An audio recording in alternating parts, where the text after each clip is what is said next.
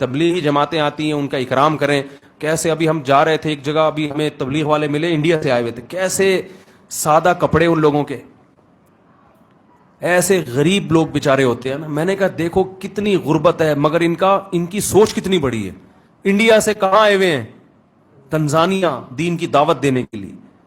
میں بینکاک میں سے واپس آ رہا تھا نا, تو مسجد میں جب بیٹھا تو مجھے کچھ لوگ نظر آئے بالکل ایسے جیسے غربت کا ایک اثر ہوتا ہے نا انسان کے چہرے پر, تو ایسے بیچاروں کے مرجھائے ویسے چہرے اور پرانے بوسیدہ کپڑے اور بالکل سیدھے سادے گاؤں دیہات کے.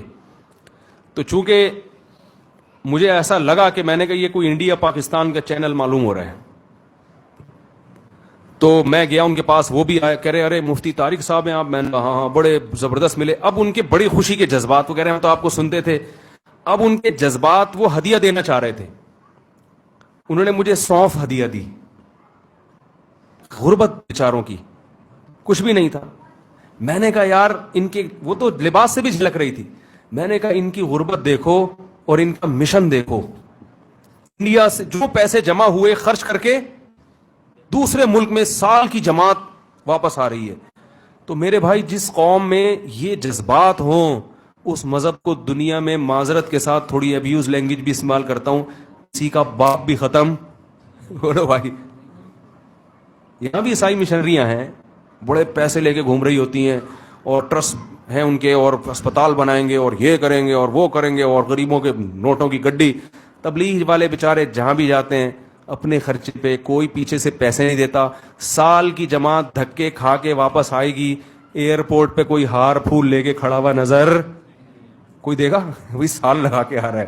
یا تبلیغ والوں نے کوئی کارڈ دے دیا ان کو کہ آپ نے چونکہ سال لگایا اور تبلیغی جماعت کو پروموٹ کرنے میں آپ کا بہت بڑا کردار ہے, یہ ہمارا کارڈ ہے, کہیں بھی جانا ہو تو یہ کارڈ دکھا دینا, آپ کی شادی ہو جائے گی.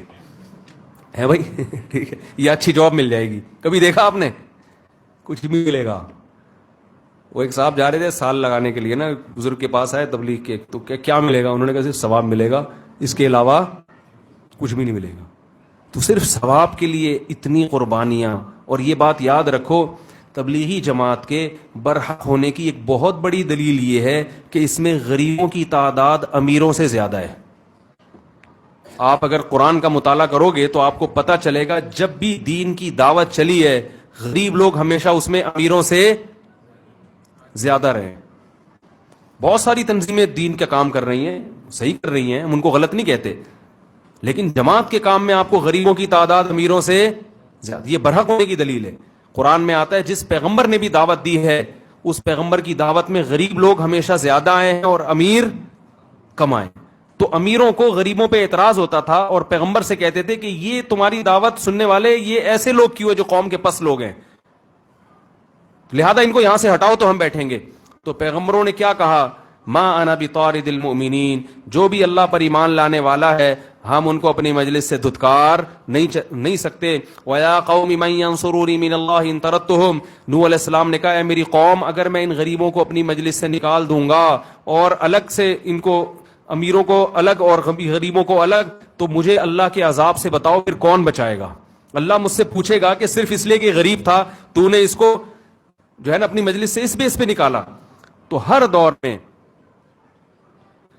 ہر دور میں دین کی جہاں بھی برحق دعوت ہوئی ہے اس برحق دعوت پر لبیک کہنے والے مساکین بولے بھائی زیادہ ہیں. تو ہمارے دینی مدارس میں بھی غریب طلبہ زیادہ ہیں, امیر کم ہے, اور تبلیغ میں بھی غریب طلبہ زیادہ ہیں, امیر کم ہے.